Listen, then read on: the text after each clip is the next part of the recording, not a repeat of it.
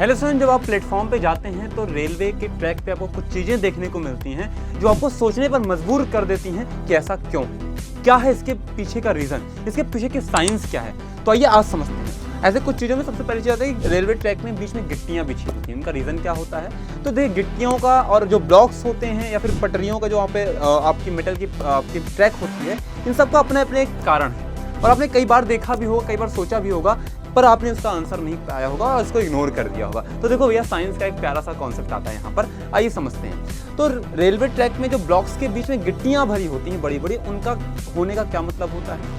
पहली बात तो आपको पता है कि अगर आप जब ज़मीन पर, धरती पर आप यहाँ पे चीज़ों को बहुत ज़्यादा हैवी लोड देंगे एक टाइम पर, तो वहाँ पे चीज़ें दबने लगती हैं। तो उस दबाव को, उस प्रेशर को कम करने के लिए वहाँ पर गिट्टियाँ बिछाई जाती हैं। और गिट्टियाँ केवल एक ही कारण नहीं होता है, कभी कभी मैदानी इलाकों में पेड़ पौधे उग जाया करते हैं, तो गिट्टियाँ उससे भी बचाती हैं रेलवे ट्रैक को। और दूसरी बड़ी बात, रेलवे ट्रेन में सफ़र करते हैं तो आप वहाँ से बहुत सारे वेस्ट वगैरह निकलते रहते हैं, पानी भी निकलता है, और कई बार आपको वहाँ से बारिश भी होती है जब आपका मौसम चेंज होता है। तो बारिश के दौरान पटरियों के बीच में वो मिट्टियाँ बह के न जाएँ, इसलिए वहाँ पर भी क्या होता है, पानी की निकासी सुचारू रूप से की जा सके, वहाँ पर भी वो गिट्टियाँ बहुत हेल्पफुल होती हैं। एक तरह से पूरे फोर्स को, ट्रेन के द्वारा अप्लाई किए गए पूरे फोर्स को जो ट्रैक पर अप्लाई किया होता है, उस फोर्स को डिस्ट्रीब्यूट करने के लिए इनका यूज़ किया जाता है। थैंक यू, जय।